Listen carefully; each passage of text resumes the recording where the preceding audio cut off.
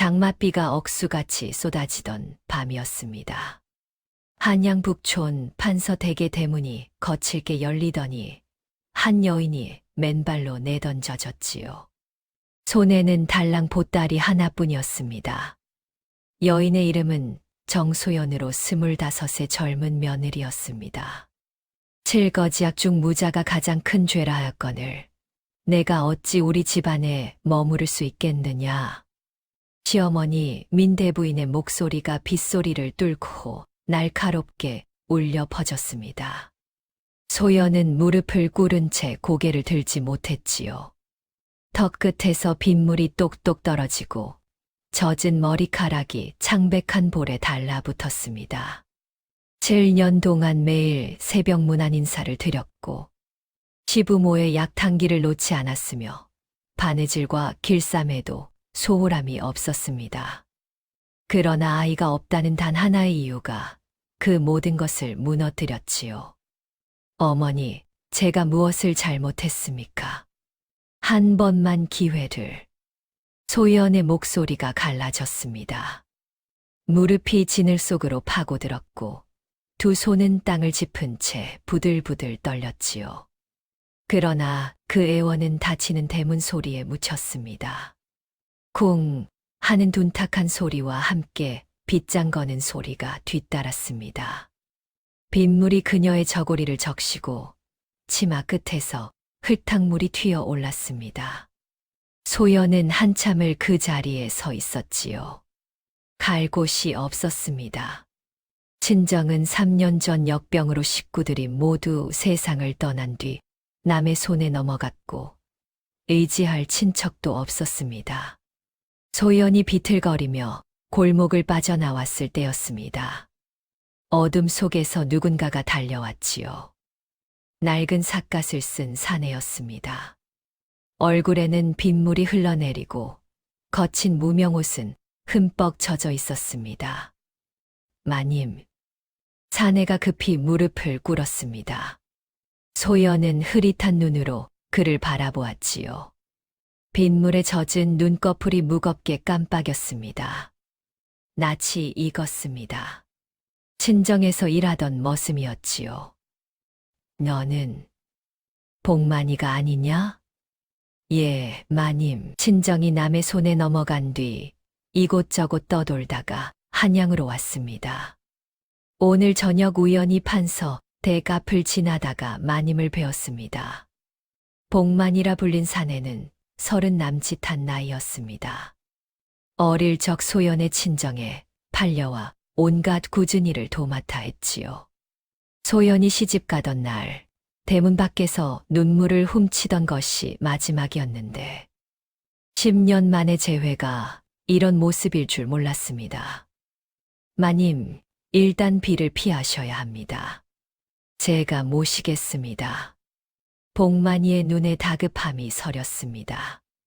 소연은 대답할 기력도 없었지요. 그저 고개를 끄덕였습니다. 복만이 소연을 데려간 곳은 한양 변두리의 허름한 움막이었습니다. 벽 틈새로 바람이 들어왔고 지붕에서는 빗물이 새어 양동이를 받쳐 놓아야 했지요. 그러나 복만이는 마른 짚을 깔고 자신의 겉옷을 벗어 소연에게 덮어 주었습니다. 마님, 이것밖에 없어 죄송합니다. 복만이가 고개를 푹 숙였습니다. 그의 목소리가 떨렸지요. 소연은 그제야 울음을 터뜨렸습니다. 7년 동안 시댁에서 억눌러 왔던 서러움이 한꺼번에 쏟아졌지요. 어깨가 들썩이고 숨이 넘어갔습니다. 손으로 입을 막아도 흐느끼는 소리가 새어 나왔습니다. 복만이는 아무 말 없이 곁에 앉아 있었습니다. 위로의 말을 건네기에는 신분의 벽이 너무 높았고 그렇다고 자리를 피하기에는 마님의 모습이 너무나 애처로웠지요. 그는 그저 고개를 숙인 채 주먹을 꽉 쥐고 있었습니다. 사실 복만이 그날 밤 판서댁 앞을 지나간 것은 순전한 우연이 아니었습니다. 3년 전 소연의 친정이 역병으로 풍비박산이 난 뒤 복만은 한양에 흘러들어 와 가끔 판서 대 근처를 지나곤 했지요. 그저 마님이 안녕하신지 멀리서나마 확인하고 싶었기 때문이었습니다. 새벽녘이 되어서야 소연의 울음이 잦아들었습니다. 눈두덩이 부어오르고 목소리가 갈라졌지요. 그녀는 흐릿한 눈으로 움막 안을 둘러보았습니다. 복만이의 세간이라고는 낡은 솥 하나와 이가 빠진 밥그릇 몇 개가 전부였습니다. 날이 밝자 복만이는 소연에게 미음을 끓여드렸습니다. 누렇게 뜬 조미음이었지만 소연은 굶주린 배를 채우기 위해 숟가락을 들었지요. 손이 미세하게 떨렸습니다. 복만이는 그 모습을 물끄러미 바라보다가 조심스럽게 입을 열었습니다. 마님, 저는 요즘 한양 남대문 밖 칠패 시장에서 짐을 나르는 일을 하고 있습니다. 품삯이 넉넉지 않아 이런 곳에서 지내고 있지만 마님께서 거처를 구하실 때까지 여기 계십시오. 내 신세를 지면 어쩌겠느냐. 나도 무언가 해야 할 텐데. 소연의 말에 복만이는 고개를 저었습니다. 양반가의 부녀자가 밖에 나서서 일을 한다는 것은 생각할 수 없는 일이었지요. 소연이 움막에 머문 지 열흘쯤 되었을 때였습니다. 복만이 장에서 돌아오다가 뜻밖의 소문을 들었습니다. 판서댁 도련님이 혼인 전부터 기생첩에게 빠져 있었다는 것이었습니다. 그것도 한두 해가 아니라 수년간이나 말이지요. 복만은 조심스럽게 이 이야기를 소연에게 전했습니다. 소연의 얼굴이 창백하게 질렸습니다. 7년 동안 남편은 안채에 거의 발을 들이지 않았습니다. 소연은 그저 자신이 사랑받지 못하는 여인이라 생각했지요. 그런데 그 이유가 따로 있었던 것입니다. 그러니까 아이가 없는 것은 마님 탓이 아니었을지도 모릅니다. 시댁에서는 아마 그 사실을 알고도 마님께 죄를 덮어 씌운 것이 아닐까 싶습니다. 소연은 한참 동안 말을 잃었습니다. 7년간의 멸시와 구박, 그리고 빗속에 내던져지던 그 밤. 모든 것이 남편과 시어머니의 거짓이었습니다. 분노가 치밀었지만 동시에 어딘가 시원한 마음도 들었습니다. 자신에게는 죄가 없었던 것입니다. 그날 밤 소연은 복만이를 불러 앉혔습니다. 그녀의 눈에는 며칠 전과는 다른 묘한 빛이 어렸지요. 체념 대신 결의가 서려 있었습니다. 등불 아래 그녀의 얼굴이 단호하게 빛났지요. 복만아, 나는 언젠가 저들이 무릎 꿇게 만들 거야. 마님, 그게 무슨 말씀이십니까? 내가 술을 놓으면 내가 장에 내다 팔아라. 이대로 신세만 지고 있을 수는 없지 않겠느냐. 소연에게는 한 가지 재주가 있었습니다. 바로 바느질이었지요. 시댁에서 며느리 노릇을 하며 익힌 솜씨였습니다. 비단에 술을 놓고 정교한 문양을 새기는 일은 손재주가 뛰어나 시어머니도 그것만은 인정했었지요. 복만이는 말없이 소연을 바라보았습니다. 그녀의 눈동자가 등불에 반짝였지요.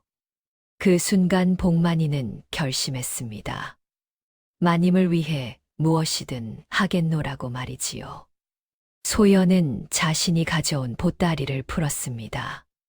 그 안에는 혼수로 가져왔던 비단천 몇 필과 어머니에게 물려받은 비녀 하나가 있었습니다. 소연은 비녀를 팔아 바느질 재료를 마련했습니다. 어머니의 유품을 파는 것이 가슴 아팠지만 살아남기 위해서는 어쩔 수 없는 선택이었지요. 밤낮으로 소연은 바늘을 놀렸습니다. 고운 비단실로 모란과 나비를 수놓고 학과 소나무를 새겼지요.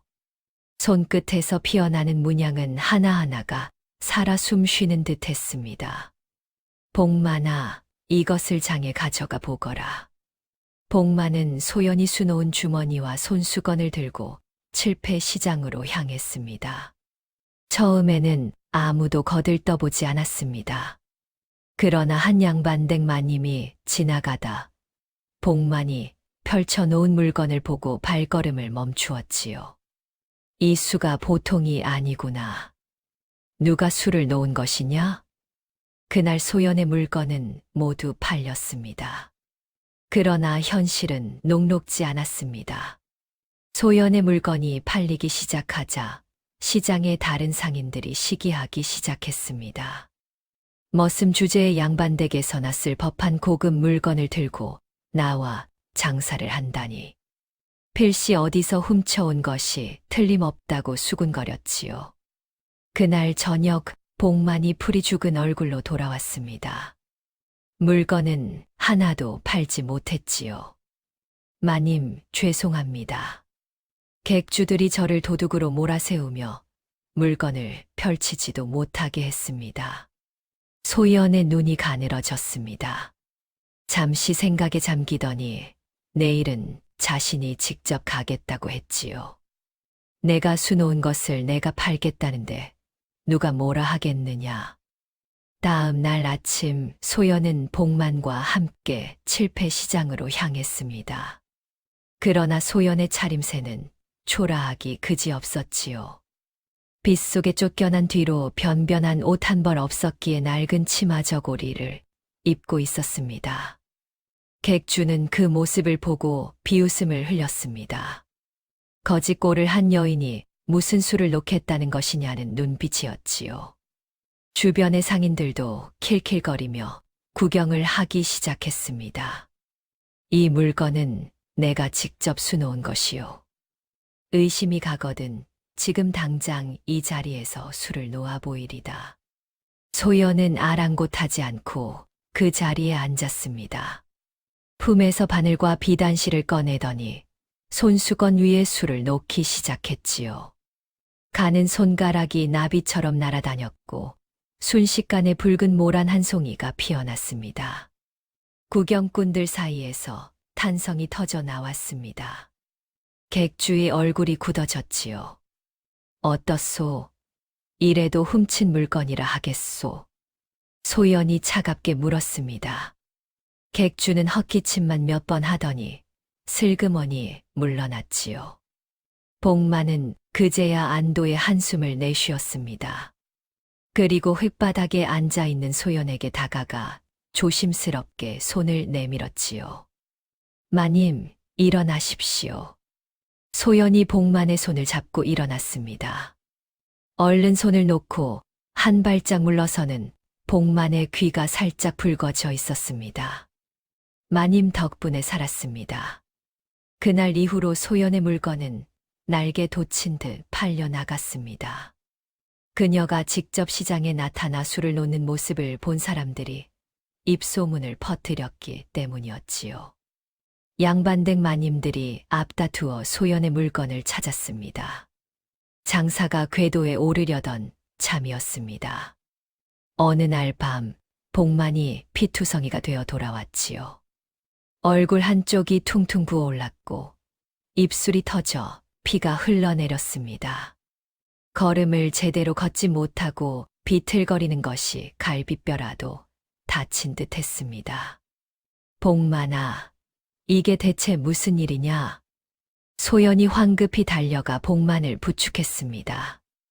복만은 고통스럽게 신음하면서 입을 열었습니다. 시장을 장악하고 있는 김주사 패거리입니다. 장에서 장사를 하려면 자릿세와 상납을 바쳐야 한다며 돈을 내놓으라며 오늘 판 물건 값을 모두 빼앗으려고 했습니다. 돈은 됐다. 내가 다치면 어쩌려고 그랬느냐. 소연의 목소리가 갈라졌습니다. 눈가에 눈물이 맺혔지요. 소연은 복만의 상처를 치료하며 이를 악물었습니다. 손끝은 떨렸지만 눈빛만은 차갑게 가라앉아 있었지요. 김 주사는 칠패 시장을 쥐고 흔드는 자였습니다. 관아와 결탁하여 장사꾼들에게 자릿세를 빼앗고 자신의 마음에 들지 않는 장사꾼들을 내쫓는 것으로 악명이 높았지요. 그날 밤 소연은 잠을 이루지 못했습니다. 등불 앞에 홀로 앉아 한참을 궁리했지요. 힘으로는 김 주사를 이길 수 없었습니다. 돈으로도 그의 패거리를 당해낼 재간이 없었지만 머리로는 가능할 터였습니다. 며칠 후 복만의 상처가 어느 정도 아물자 소연은 그를 불러 앉혔습니다. 복만아, 김 주사가 관아와 손을 잡고 있다 했지. 그렇다면 그보다 높은 곳에 줄을 대야 할 것 같아. 마님, 그게 가능하겠습니까? 내가 비록 쫓겨났으나 판서댁 며느리였다. 한양 양반가의 부인들과 안면이 있지. 그들을 통하면 될 것 같아. 소연은 며칠 밤을 새워 정성 들여 술을 놓았습니다. 매화꽃이 흐드러지게 피어난 비단 치마였지요.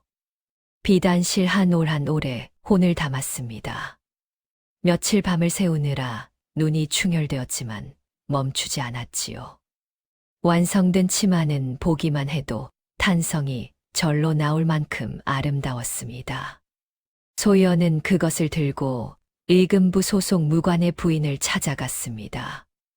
양반과 며느리 시절문안 인사를 나눈 적이 있는 사이였지요. 무관의 부인은 소연이 내민 치마를 보자마자 두 눈을 크게 떴습니다. 입을 가린 손이 미세하게 떨렸지요. 세상에 이런 수는 처음 보. 부인만한 솜씨는 한양에서도 드물 것이요. 과찬이십니다, 부인. 변변찮은 솜씨지만 받아주신다면 영광이겠습니다. 소연이 허리를 깊이 숙였습니다. 무관의 부인은 연신 감탄하며 치마를 어루만졌지요. 그러더니 소연의 손을 덥석 잡았습니다. 앞으로도 이런 물건을 만들어 줄 수 있겠소. 내 주변에도 소개해 주고 싶은데. 소문은 금세 퍼졌습니다. 쫓겨난 판서댁 며느리가 의금부 무관댁과 거래를 튼다더라. 그것도 무관 부인이 직접 나서서 칭찬을 아끼지 않았다더라. 김 주사의 얼굴이 사색이 되었습니다. 의금부는 그가 함부로 건드릴 수 있는 곳이 아니었지요. 괜히 손을 댔다가는 자신의 목이 달아날 수도 있었습니다. 의금부라. 건드렸다간 골치 아프겠군. 일단 지켜보자. 그로부터 몇 달이 흘렀습니다. 소연의 물건은 칠패시장에서 제법 이름이 났지요. 양반댁 마님들이 일부러 찾아와 주문을 넣을 정도였습니다. 소연은 솜씨 좋은 친모 두어 명을 들여 함께 일하기 시작했지요. 운막 생활도 끝이 났습니다. 작지만 방 2칸짜리 셋방으로 거처를 옮겼지요. 비가 새지 않는 지붕 아래에서 잠을 자는 것만으로도 감사했습니다. 어느 저녁 소연은 마루에 앉아 노을을 바라보고 있었습니다. 복만이 장에서 돌아와 조심스럽게 다가왔지요. 마님, 오늘 물건이 다 팔렸습니다. 수고했다. 소연이 복만을 돌아보았습니다. 노을빛에 물든 복만의 얼굴이 왠지 다르게 보였지요. 소연은 얼른 시선을 돌렸습니다. 내일은 좀 쉬어라. 요즘 너무 무리하는 것 같구나. 저는 괜찮습니다, 마님. 복만이 소연의 옆에 앉았습니다. 두 사람 사이로 저녁 바람이 불어왔지요. 한참 동안 아무 말 없이 노을을 바라보았습니다. 그 즈음 뜻밖의 소식이 들려왔습니다. 판서댁 도련님, 즉 소연의 전 남편이 관직에서 쫓겨났다는 것이었습니다. 기생첩에게 재산을 탕진하고 급기야 뇌물수수까지 발각되어 삭탈관직을 당한 후 야반도주하여 행방이 묘연했지요. 한때 한양에서 손꼽히던 명문가가 하루아침에 풍비박산이 났습니다. 복만이 조심스럽게 이 소식을 전했습니다. 소연의 손에서 바늘질이 멈추었지요. 복만은 소연의 얼굴에서 무슨 감정을 읽어야 할지 알 수 없었습니다. 기쁨도 슬픔도 분노도 아닌 묘한 표정이었습니다. 그래, 시어머니는 어찌 되셨다더냐? 민대부인은 충격으로 병석에 누우셨다고 합니다. 집안 재산은 거의 바닥이 났고 노비들도 대부분 흩어졌다 합니다. 소연은 천천히 고개를 끄덕였습니다. 그리고 다시 바늘을 들었습니다. 손끝이 미세하게 떨렸지만 소연은 애써 평정을 유지했습니다. 인과응보란 이런 것이로구나. 소연은 창밖을 바라보았습니다. 빗속에 내던져지던 그 밤이 떠올랐지만 가슴이 후련하지는 않았지요. 오히려 쓸쓸한 기운이 가슴 한켠에 번졌습니다. 시댁의 몰락 소식 이후 소연은 마음속 짐을 하나 내려놓은 듯 했습니다. 더 이상 시댁에 얽매이지 않고 자신의 길을 가기로 한 것이지요. 그로부터 1년이 흘렀습니다. 소연의 솜씨는 칠패 시장을 넘어 송파장에서도 소연의 물건을 찾는 손길이 이어졌지요. 양반댁에서는 정기적으로 주문이 들어왔고 급기야 홀례복에 술을 놓아달라는 청까지 받게 되었습니다. 소연의 손을 거친 홀례복은 신부를 더욱 빛나게 한다는 소문이 퍼졌기 때문이었지요. 소연의 친방은 친모를 하나둘 늘려 어느새 10명이 되었습니다. 집도 작지만 번듯한 기와집으로 옮겼습니다. 마당에는 감나무 한 그루가 서 있었고 대청마루에서는 저녁 노을이 곱게 보였지요. 움막에서 지새우던 그 시절을 생각하면 꿈만 같았습니다.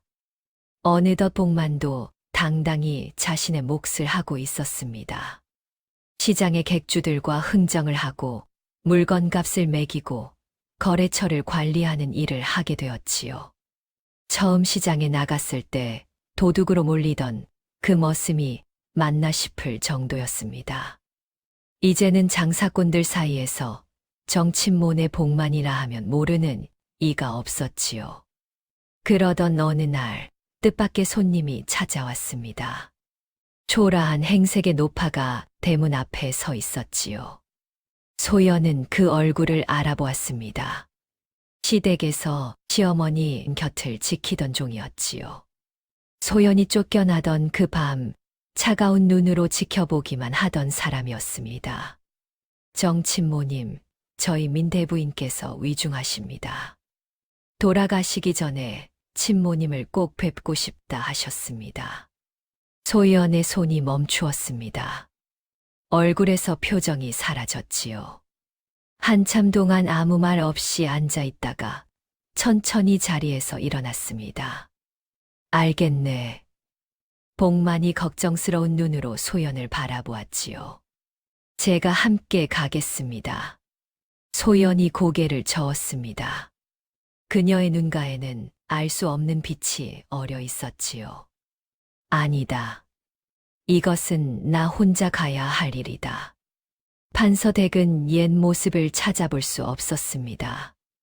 대문의 붉은 칠은 벗겨져 있었고 담장은 군데군데 허물어져 있었지요. 마당에는 잡초가 무성하게 자라 있었습니다. 소연은 한참 동안 대문 앞에 서 있었습니다. 빗속에 내던져지던 그 밤이 떠올랐지요. 그때의 분노와 서러움이 가슴 속에서 다시 일렁였습니다. 그러나 이내 깊은 숨을 내쉬고 안으로 들어섰지요. 시어머니는 허름한 안방에 누워 있었습니다.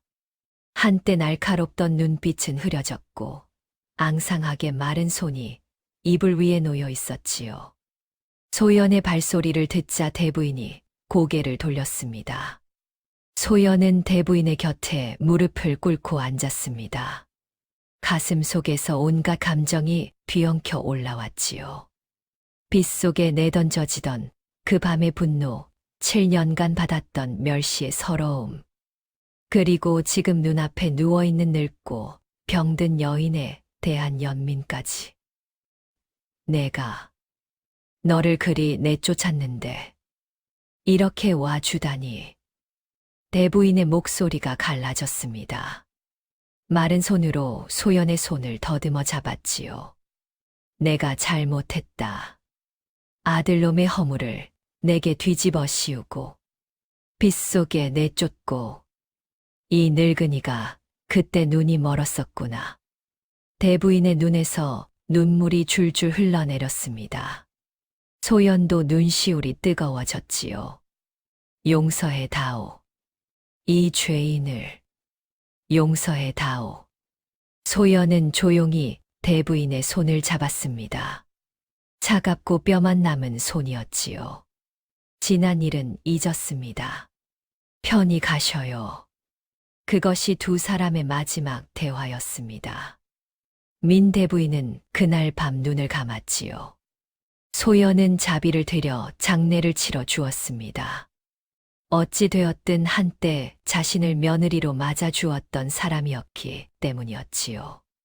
장례를 치르고 돌아온 소연은 며칠 동안 방에서 나오지 않았습니다. 복만은 문 앞에 밥상을 들여놓고 조용히 물러났지요. 며칠 후 소연이 대청마루로 나왔습니다. 얼굴이 수척해져 있었지요. 복만이 다가가 조심스럽게 물었습니다. 마님, 괜찮으십니까? 소연이 고개를 끄덕였습니다. 그리고 복만의 옆에 나란히 앉았지요. 마당에는 낙엽이 수북이 쌓여 있었고 하늘에는 둥근 달이 떠 있었습니다. 복만아, 사람 목숨이란 게 참 더섭더라. 한때는 그리 무서웠던 분이 저리 허망하게 가시다니. 소연이 달을 바라보며 말을 이었습니다. 비 오던 그날 밤, 갈 곳 없는 나를 거둬 주지 않았다면 어찌 되었을지 모른다. 그때부터 지금까지 내가 내 곁에 있어 버틸 수 있었어. 복만이 고개를 숙였습니다. 가슴이 뜨거워졌지만 감히 말을 잇지 못했지요. 복만아, 앞으로도 내 곁에 있어 주겠니? 복만이 화들짝 고개를 들었습니다. 소연은 여전히 달을 바라보고 있었지요. 입가에 옅은 미소가 번져 있었습니다. 복만의 눈시울이 붉어졌습니다. 제가 마님 곁에 있어도 되겠습니까? 소연은 말없이 고개를 끄덕였습니다. 그것으로 충분했지요. 그해 겨울 두 사람은 조용히 혼례를 올렸습니다. 하객이라고는 장에서 친해진 상인 몇 명과 친모들 뿐이었지만 그들은 진심으로 두 사람의 앞날을 축복했지요. 창밖에는 눈이 소복이 내려 세상을 하얗게 덮었고 방 안에는 온기가 가득했습니다. 세월이 흘러 소연과 복만 사이에 아이가 태어났습니다. 딸이었지요. 소연의 나이 34, 늦둥이었지만 부부의 기쁨은 하늘을 찌를 듯했습니다. 복만은 갓난아이를 안고 눈물을 흘렸습니다. 소연도 눈가가 젖어 있었지요. 창밖으로는 봄볕이 따스하게 내리쬐고 있었고 마당의 감나무에서는 새순이 돋아나고 있었습니다. 마님, 아이가 저를 닮아서 다행입니다. 마님을 닮았으면 너무 예뻐서 걱정이었을 텐데요. 복만의 농담에 소연이 웃음을 터뜨렸습니다. 행복이 묻어나는 웃음이었지요. 아이는 무럭무럭 자랐습니다. 어머니의 꼼꼼함과 아버지의 부지런함을 물려받았지요. 소연과 복만은 늙어서도 서로의 곁을 지켰습니다. 대청마루에 나란히 앉아 노을을 바라보며 지난 날을 이야기하곤 했지요. 빗속에 버려진 여인과 천한 머슴. 세상이 버린 두 사람이 서로를 일으켜 세우고 마침내 행복을 찾았습니다.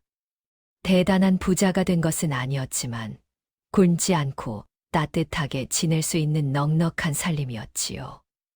무엇보다 서로가 곁에 있었습니다. 옛말에 전화위복이라는 말이 있습니다. 불행이 바뀌어 오히려 복이 된다는 뜻이지요. 소연이 빗속에 쫓겨나던 그 밤 세상은 그녀에게 끝난 것처럼 보였습니다. 그러나 하늘은 다른 길을 열어주었지요. 가장 낮은 곳에서 내민 손 하나가 소연을 일으켜 세웠고 그 손은 평생의 반려가 되었습니다. 진정한 인연이란 화려할 때 곁에 있는 사람이 아닙니다. 비 맞고 있을 때 우산을 내어주는 사람, 넘어졌을 때 손을 내밀어 주는 사람이지요. 여러분 곁에도 그런 사람이 있다면 부디 그 손을 꼭 잡으시길 바랍니다. 오늘도 끝까지 들어주셔서 감사합니다. 행복한 하루 보내세요.